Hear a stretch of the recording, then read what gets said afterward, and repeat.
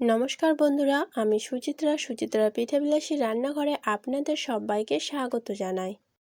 আজকে আমার রেসিপি হলো কুমড়োর গুলি পিঠা।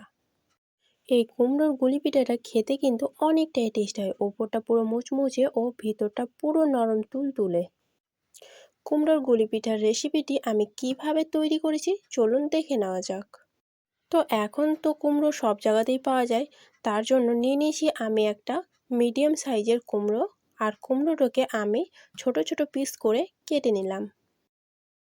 আর তারপর কুমড়োর যে চকাগুলো ছিল, কুমড়োর চকাগুলোকেও ছিলে নিলাম। আর একই রকমভাবে কুমড়োর বীজগুলোকেও ভালো করে কেটে বের করে নিলাম। আর তারপর কুমড়োগুলোকে ঝুরি ঝুরি করে কেটে নিলাম। আমি একই রকমভাবে পুরো কুমড়োটাকে ঝুরি করে কেটে নিলাম। কাটা হয়ে গেলে এবার আমি কুমড়োটাকে জল দিয়ে সুন্দরভাবে ধুয়ে নেব। আর হ্যাঁ, এখানে কিন্তু একবারই ধুতে হবে, 2-3 বার না। ধোয়া হয়ে গেলে আমি এবার জল ঝরিয়ে প্রেসার কুকারে নিয়ে নেব।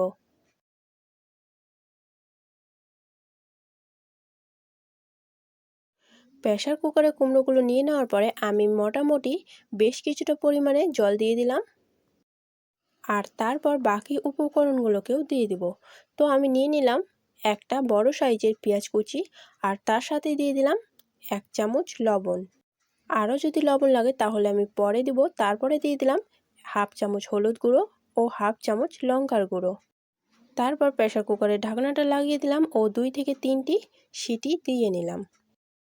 তারপর চলুন দেখে নেওয়া যাক কতটা সিদ্ধ হয়েছে। যদি পুরোপুরিভাবে সিদ্ধ হয়ে যায় তাহলে তো হয়ে গেছে, আর যদি পুরোপুরিভাবে সিদ্ধ না হয় আবারও মোটামুটি 2টা সিটি ভালোভাবে দিয়ে নিতে হবে। এই যে দেখুন, অনেকটাই প্রায় নরম হয়ে এসেছে, তার জন্য আর সিটি দেওয়ার কোনো দরকার নাই।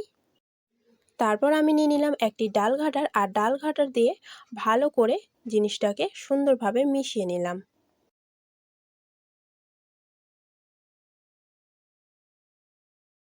ব্যাটারটা ঠিক ডালের মতো হয়ে আসবে। এই যে দেখুন,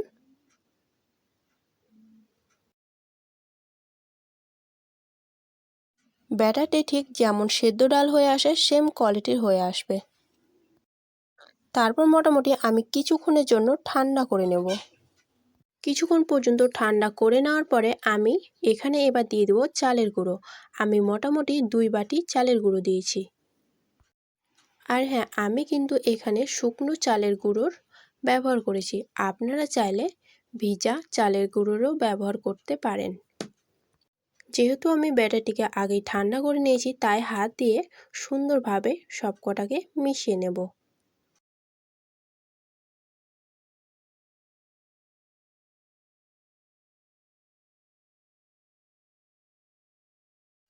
আমি মোটামুটি করে মিশিয়ে নিয়েছি। তারপরে নিয়ে নিলাম একটি কাঠের খুন্তি, আর খুন্তি দিয়ে আরও সুন্দরভাবে মিশিয়ে নিলাম। মেশানো হয়ে গেলে এবার আমি কড়াইকে উনুনে চাপিয়ে দেব। আর হ্যাঁ, আমি কিন্তু মাটির উনুনে রান্না করেছি। আর হ্যাঁ, এখানে কিন্তু আমি মিডিয়াম আঁচে সুন্দর করে একটি ড্রো তৈরি করে নেব।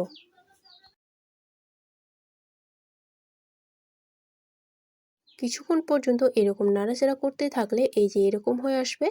আরও মোটামুটি 5 মিনিটের মতো আমি ভালোভাবে এরকম করেই নাড়াচাড়া করতেই থাকবো।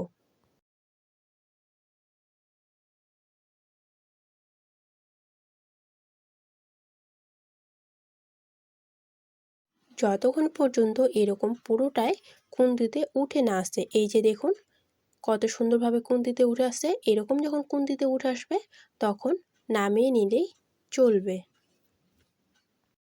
নামিয়ে নেওয়ার পরে আমি মোটামুটি 10 থেকে 15 মিনিটের মতো ঠান্ডা করে নিয়েছি।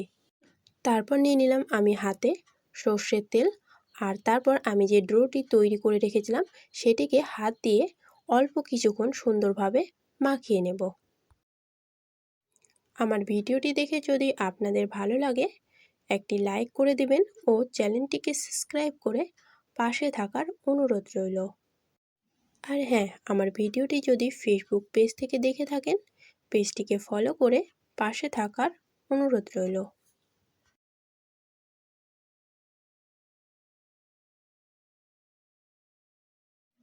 কিছুক্ষণ পর্যন্ত এরকম হাতে মাখিয়ে নেওয়ার পরে এই যে দেখুন ব্যাটারটি বেশ সুন্দর হয়ে এসেছে। তাই আমি অল্প একটি লেচি কেটে নেব আর সুন্দরভাবে গুলি করে নেব। আমি একই রকমভাবে বাকিগুলোকেও গুলি করে তৈরি করে নেব। এই পিঠাটি যেহেতু গুলির মতো তাই এর নাম হলো গুলি পিঠা।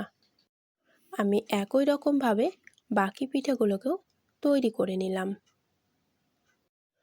তারপর নিয়ে নিলাম একটি কড়াই আর কড়াইটিকে আমি উনুনে বসিয়ে নিলাম। আর তারপর দিয়ে দিলাম কড়াইয়ে তেল। আর তেলটাকে মোটামুটি কিছুক্ষণ পর্যন্ত ভালোভাবে গরম করে নেব। তেলটা যখন গরম হয়ে আসবে আমি যে পিঠাগুলো রেডি করে রেখেছিলাম সেই পিঠাগুলো তেলের মধ্যে ছেড়ে দেব। তেলের মধ্যে দেওয়ার পরে আমি 2 মিনিট পর্যন্ত অপেক্ষা করব। আর তারপর নিয়ে নেব একটি ছাঁকুনি হাতা। আর ছাঁকুনি হাতার সাহায্যে এভাবে উলটপালট করে দেব। আর সেম প্রসেস কিছুক্ষণ পর পর এইভাবে উলটপালট করে ভেজে নেব।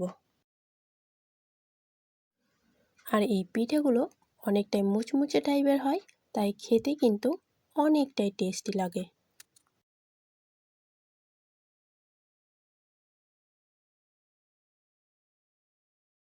এখন প্রায় অনেকটাই লালচে লালচে হয়ে এসেছে আর বেশ মুচমুচে হয়ে গেছে, দেখেই বোঝা যাচ্ছে। তাই আমি একটি ছাঁকুনি হাতার সাহায্যে ভালো করে তেলটিকে ঝরিয়ে নিলাম আর বাকিগুলোকেও উঠিয়ে নিলাম। চলুন আর একবার আমি তৈরি করে দেখাচ্ছি। আর হ্যাঁ, জানেন তো এটা কিন্তু সম্পূর্ণ একটি তেলের পিঠা, কিন্তু খুব বেশি তেল এতে লাগে না। খুব অল্প তেলে সুন্দরভাবে এই পিঠাটাকে তৈরি করে নেওয়া যায় আর খেতেও কিন্তু দুর্দান্ত টেস্টি হয়। আমি একই রকমভাবে বাকি পিঠাগুলোকেও ভেজে নিলাম।